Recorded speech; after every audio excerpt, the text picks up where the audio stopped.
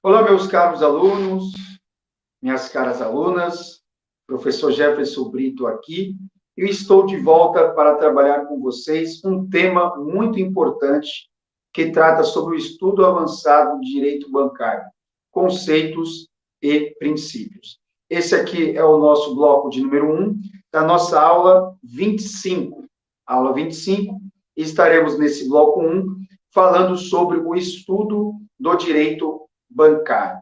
Conceitos e princípios, e aqui está você que quer me seguir nas redes sociais, aqui logo na abertura do nosso material de aula está o nosso Instagram, @JeffersonBritoADV, e você pode enviar a sua dúvida, a sua sugestão, e até, quem sabe, o seu caso prático para nós debatermos em sala de aula. É sempre importante nós lembrarmos que no direito é muito bom nós termos diversas opiniões para formar o melhor entendimento. Então, como nós estamos aqui numa pós-graduação e a nossa ideia é capacitar os alunos profissionalmente, então é interessante nós trabalharmos a teoria, mas principalmente darmos um enfoque na questão prática, e você pode também falar, professor, tem um caso sim que nós podemos trabalhar em sala de aula, pode ter certeza que a sua sugestão será muito bem-vinda. Claro que esses casos serão tratados para fins acadêmicos, nós vamos,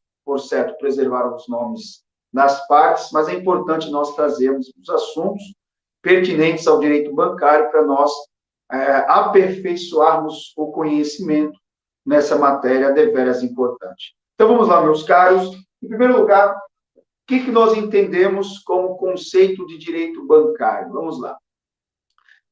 Nós temos hoje, no Brasil, diversos bancos muito sólidos, bancos que lucram muito na atividade que exercem aqui em solo brasileiro, certo?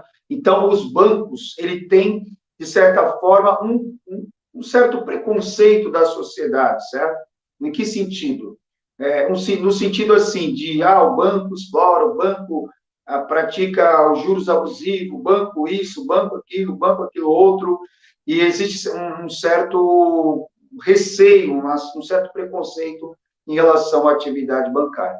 A bem da verdade, que, de fato, a maioria dos bancos, principalmente os grandes bancos brasileiros, por exemplo, recentemente eu tive acesso à divulgação do balanço do Banco Itaú, o Itaú lucrou cerca de 7,3 bilhões de reais. É um lucro considerável. Saiu o balanço do Banco do Brasil. O Banco do Brasil, salvo engano, é um banco de sociedade de economia mista, ou seja, você tem capital do Estado e capital de particular, e tanto o Itaú como o Banco do Brasil, ele tem ações na Bolsa de Valores e uma gama de produtos que oferecem aos seus clientes. O Banco do Brasil, salvo melhor juízo, lucrou na faixa de 8,1 bilhões de reais. Então, assim, de fato, os bancos brasileiros são bancos sólidos, eles têm uma estrutura, um respaldo do Banco Central para que o sistema bancário brasileiro não quebre e suporte situações de crise, situações excepcionais. E, de fato, há um preconceito em relação à questão do lucro dos bancos, mas a verdade é que os bancos, ele compõem esse sistema bancário e é muito importante para a economia do país. Até porque hoje, com a modernidade, todos vocês há de convir comigo, que não estamos mais no tempo de guardar dinheiro embaixo do colchão. Então, se faz de veras importante a atividade bancária, porque o banco também nos assessora nas questões de movimentação financeira, pagamento, recebimento de dinheiro, de salário, de honorários advocatícios, movimentações bancárias, repasse de dinheiro de clientes, aplicações financeiras, contrato de empréstimos, ou seja, é uma gama de produtos, e a gente sabe que toda atividade empresarial não é pecado, não é crime lucrar, que no Brasil tem, além desse preconceito, existe essa questão assim de meio que as pessoas criminalizarem o lucro. Não, a atividade empresária, ela tem os seus riscos, porque o banco também tem o seu risco de quebrar, mas a atividade empresária, seja ela bancária ou qualquer outra, tem o objetivo de auferir lucro. E os bancos não são diferentes, e os bancos, principalmente os grandes bancos, que hoje estão sendo acompanhados pelos bancos digitais. Então, muitos bancos digitais têm surgido, Nubank, C6 Bank, dentre outros, Mercado Pago, etc., diversos bancos, que também, bancos digitais, que quebram um pouco aquele conceito de agência, de burocracia, e têm popularizado o acesso à conta bancária da população brasileira e fomenta ainda mais a concorrência do mercado, que ainda é uma concorrência muito distante, certo? Mas é importante ter que essa nova geração, tende a migrar mais para esse tipo de banco. Enfim, o que nós podemos trabalhar em relação ao conceito de direito bancário? Vamos lá.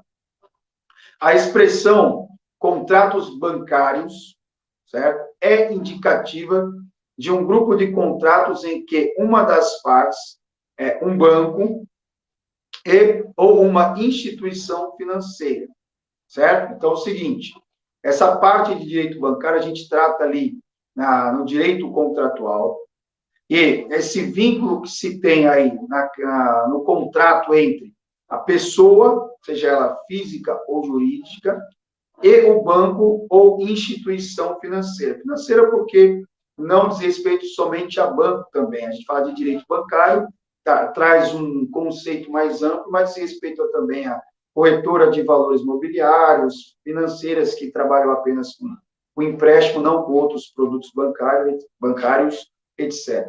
Há efetivamente algumas figuras contratuais que são próprias da atividade bancária e merecem essa designação. São modalidades reservadas por lei às instituições bancárias e assemelhadas e seus clientes. Nós temos aqui a questão que envolve o direito do consumidor, certo? Porque por muito tempo ficou aquela questão de, será que os bancos estão sujeitos ao Código de Defesa do Consumidor? Por quê, pessoal? Porque em determinado momento se defendeu que a relação cliente-banco era uma relação salvaguardada pelo Código Civil, relação civil, uma relação contratual esculpida no Código Civil. E aí isso foi matéria de muito debate, tal, mas as características que estão acopladas ao contrato bancário não deixam dúvida que se trata de um contrato de consumo. Por quê? Uma relação de consumo. Primeiro, você tem os chamados contratos de adesão. O que é o contrato de adesão, professor? São contratos que a instituição financeira ou a parte que redige o contrato colocam as suas cláusulas fixas, onde o aderente não tem direito de discutir cláusula por cláusula, correto? Pois bem, uma característica do direito do consumidor que envolvia a questão do contrato bancário. Outra característica importante, a hipossuficiência, principalmente da pessoa física, até da jurídica também. A pessoa jurídica, dependendo do seu tamanho, dependendo da sua capacidade econômica, não tem condições de fazer frente para discutir um contrato com um banco, não tem condições disso acontecer.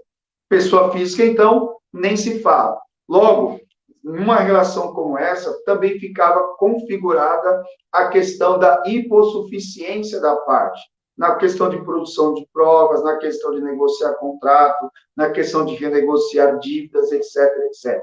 Então, ficou muito claro que, pese os bancos terem lutado muito contra essa tese, aí a súmula 297 do Superior Tribunal de Justiça solidificou essa questão do direito bancário. E a súmula nos diz assim, o Código de Defesa do Consumidor é aplicado a instituições financeiras. Então, o termo instituição financeira engloba também os bancos, certo? Então, o que acontece? Já era uma coisa que a jurisprudência vinha decidindo em relação aos contratos bancários, aplicação do CDC, e a súmula do STJ veio solidificar esse entendimento que já vinha sendo aplicado nos tribunais de todo o país. No mesmo sentido, o entendimento do Supremo Tribunal Federal, aqui até não cabe, no meu entendimento, não caberia ao Supremo Tribunal Federal se manifestar sobre essa matéria. Por quê, pessoal? Porque, no meu entendimento, o Supremo Tribunal Federal ele tem que se ater à matéria de ordem constitucional. O STJ já solidificou o tema e o STJ tem essa competência de uniformizar a jurisprudência dos tribunais de justiça estaduais e tribunais regionais federais do país, interpretar corretamente a lei federal. Então, como o Código de Defesa do Consumidor se trata de uma lei federal, o Superior Tribunal de Justiça seria o tribunal competente para dar a palavra final em matéria de direito do consumidor, em especial na questão de direito bancário, aplicando-se o CDC. Mas como nós temos um Supremo que é deveras ativista, nós temos um ativismo judicial praticamente não, um ativismo judicial exacerbado, exagerado no Supremo Tribunal Federal, então acabou o Supremo também se manifestando sobre essa matéria, desnecessariamente, porque o STJ já tinha pacificado esse entendimento, sendo esse o tribunal competente para essa matéria, mas na ADIM 2591, está aqui registrado na nossa apresentação, caminhou nessa mesma linha o entendimento do Supremo, da aplicação ao CDC nas instituições financeiras. Outra coisa, a enorme variedade de operações bancárias é disciplinada em legislação específica, destinada a proteger os depositantes e, simultaneamente, a resguardar a política monetária do governo. Ponto, até aí. Pessoal, isso aqui é um ponto muito importante. Vamos lá, por quê?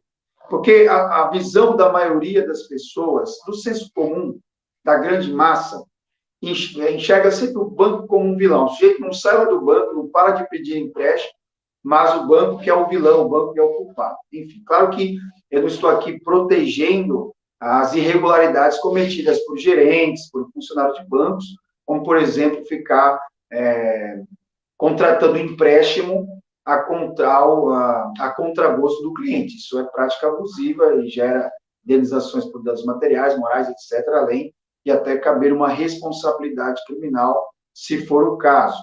Não é isso que aqui nós estamos defendendo, certo? Mas o sistema bancário como um todo, os bancos, ele é importante para a solidez financeira do país, a liquidez financeira do país, a possibilidade de giro de riqueza no país. Então, por exemplo, para governo nenhum, para o Estado como um todo, não é interessante ter um sistema bancário capenga, ter um sistema bancário onde os bancos, por exemplo, bloqueiam. O que acontece, por exemplo, em países que não têm uma economia muito sólida? Qualquer crise, o sistema bancário entra em colapso. O que acontece? Os bancos travam o saque de valores dos seus clientes e o país entra em um verdadeiro colapso. Por quê? Porque o dinheiro que está custodiado das pessoas, das empresas, no sistema bancário fica travado e a economia do país entra em colapso. Então, é importante nisso, o Brasil até um modelo para o mundo. O sistema bancário brasileiro é muito sólido.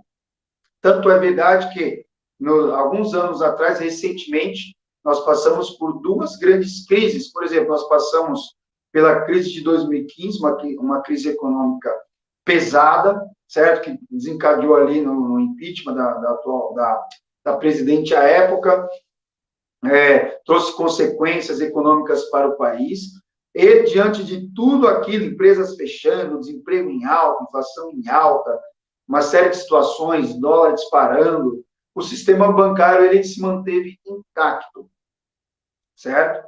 Se manteve intacto. E é importante que esse sistema bancário ficasse intacto para quê? Para que o sistema monetário do país não entrasse em colapso, pessoal, porque se o sistema bancário entra em colapso, aí a coisa pode ser muito, muito pior, certo? E também, recentemente, teve aí a questão que envolveu a crise como consequência dos decretos de lockdown que foram espalhados, foram exalados por todo o país, advindo de prefeitos, de governadores, de políticos de diversos segmentos. E o que aconteceu? Isso gerou um impacto financeiro muito grande, as pessoas pararam de trabalhar, o sistema financeiro, né, dá aquela balançada, bolsa de valores, dólar, bolsa cai, dólar dispara. E o que acontece? O sistema bancário, mais uma vez, se comportou de forma sólida, que algumas medidas foram adotadas para que o sistema bancário suportasse o momento de crise que o país estava vivendo e viveu naqueles dias que sucederam o 20 de março de 2020. O que acontece? Os bancos que têm ações na Bolsa de Valores, eles seguraram o pagamento de dividendos por um determinado tempo, né? Para quem entende um pouco de Bolsa de Valores, sabe que os bancos são bons pagadores de dividendos para os seus acionistas. Então, uma das medidas foi suspender, para suportar o impacto econômico da época, foi suspender o pagamento de dividendos. Foi o Banco Central também fazer um giro financeiro no sistema bancário, certo? E para quem, por exemplo, atuava na Bolsa de Valores, aumentar o valor das garantias. Por quê? Porque aquele pessoal que opera na Bolsa de Valores ali, você tem as tesourarias dos bancos que atuam ali. E para proteger o sistema, você tem, por exemplo, para girar, comprar e vender no mercado financeiro, principalmente em operações que se fazem no mesmo dia, também conhecida como day trade, o sistema exige que a pessoa que faz esse tipo de operação deposite um valor em garantia. E o que foi feito para se resguardar esse sistema? Foi aumentar o valor dessa garantia, para que as pessoas que estivessem ali tivessem a capacidade econômica de suportar aquela variação que o mercado, aquela oscilação que o mercado apresentaria, e, além disso, também proteger o sistema, né? Evitar também digamos assim, uma fuga de capital muito grande, de certa forma, proteger o sistema. Então, é importante para o governo resguardar essa questão da política monetária, que estão diretamente atrelada aos bancos, ao sistema bancário como um todo, certo? Vamos lá, deixa eu pegar aqui, a multifária atividade bancária, a multifária atividade bancária, as diversas operações de crédito e operações financeiras dela decorrentes, dão origem a inúmeros contratos, dos quais o mais importante deles é o de depósito, que nós vamos estudar aqui, analisar na sequência. Vamos lá. Esse é o principal contrato que envolve o direito bancário. Qual é? Contrato de depósito bancário.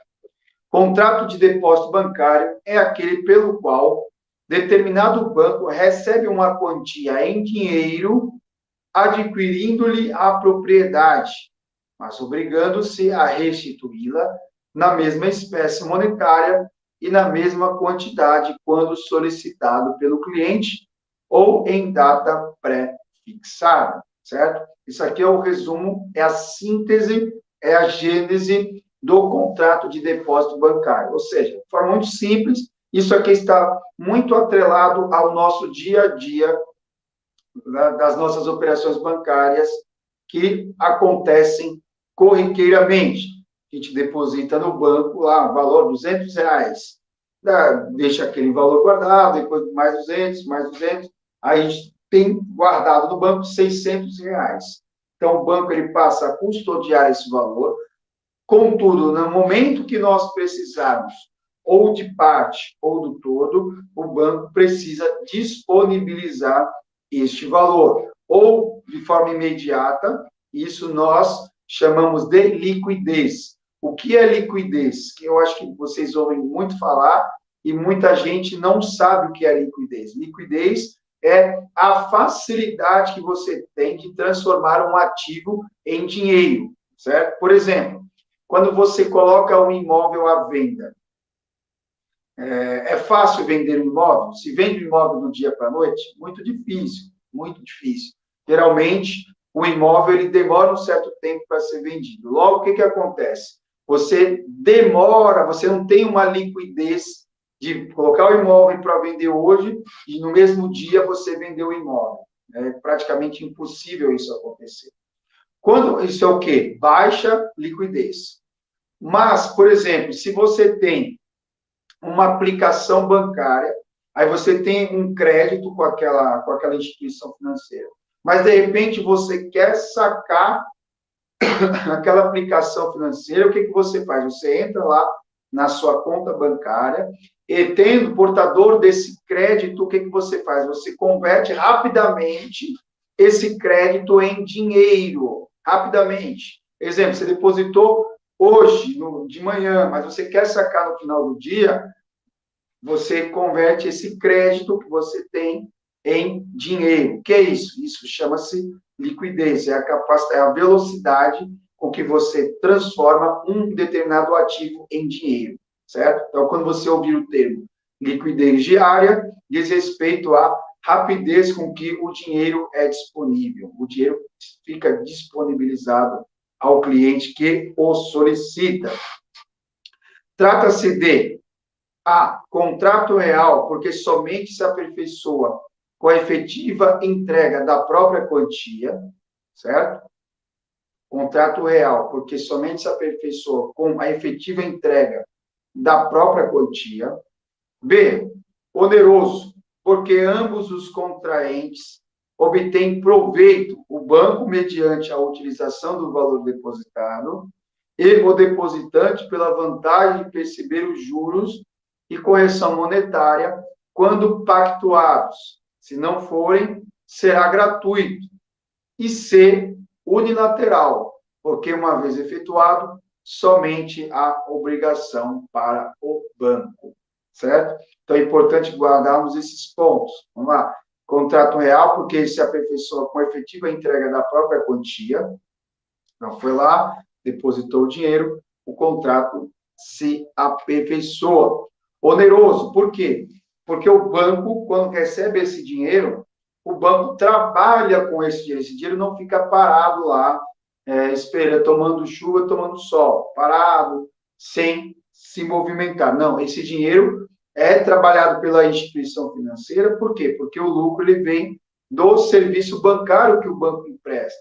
Empréstimo, de financiamento, empréstimos, aplicações que o banco faz para poder fazer o giro financeiro e por aí vai. Também, C, unilateral, porque voltando um pouquinho na B.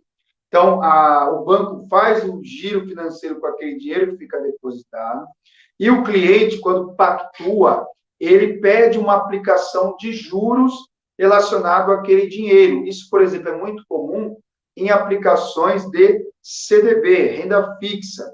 O que acontece? A pessoa aplica aquele dinheiro, ou seja, ele empresta aquele dinheiro para o banco e dentro de uma data pré-fixada, o banco vai trabalhar com aquele dinheiro. Ao final daquele pacto, o banco devolve aquele dinheiro e acrescenta-lhes juros e correção monetária, certo? Então, é esse tipo de situação que envolve no pacto oneroso. E, por fim, unilateral, porque, uma vez efetuado, somente há obrigação para o banco. Seguindo, os requisitos subjetivos dos contratos bancários são os exigidos para os contratos em geral, com a ressalva de que, aos menores que exercem profissão lucrativa, é lícito movimentar conta bancária, certo? Importante aqui, pessoal. O contrato bancário, contrato de depósito bancário, ele está sujeito às mesmas obrigações que envolvem todos os demais contratos no direito civil. A única ressalva que nós destacamos aqui a questão do menor. Por quê? Porque, pela regra do Código Civil, o menor não pode celebrar nenhum tipo de negócio, salvo se ele for assistido, ou se for representado, correto? Aqui, no banco, ao contrário, se ele, o menor, exerce uma atividade lucrativa, ele pode, sem necessitar de assistência ou de anuência do seu representante legal, ele pode movimentar a sua conta no banco sem a necessidade de, todo momento que precisar movimentar, ter anuência do seu responsável, do seu representante legal. O seu objeto é o dinheiro com curso legal no país. Tratando-se de negócio creditório, não pode ser efetuado em moeda estrangeira. O depósito de bens infungíveis não pecuniários configura outra operação bancária, denominada de contrato de custódia ou guarda, certo? É bom a gente delimitar essas questões que envolvem a questão do negócio creditório. Primeiro, tem que ser em moeda corrente, moeda com curso legal no país. O que é moeda de curso legal no país? É a moeda que está vigente à época. Tá? Não é moeda de colecionador, não é moeda falsa. Inclusive, a moeda falsa, a impressão, a fabricação, a contrafação de moeda falsa é crime. Então, para que esse contrato se aperfeiçoe, se exige que o dinheiro seja a moeda de curso legal no país, vedando-se o depósito em moeda estrangeira. Por quê? Porque em moeda estrangeira você terá agentes financeiros próprios, específicos, que tratarão da questão de moeda estrangeira e tem toda uma operação diferenciada, cobrança de IOF e taxas que essas instituições cobram.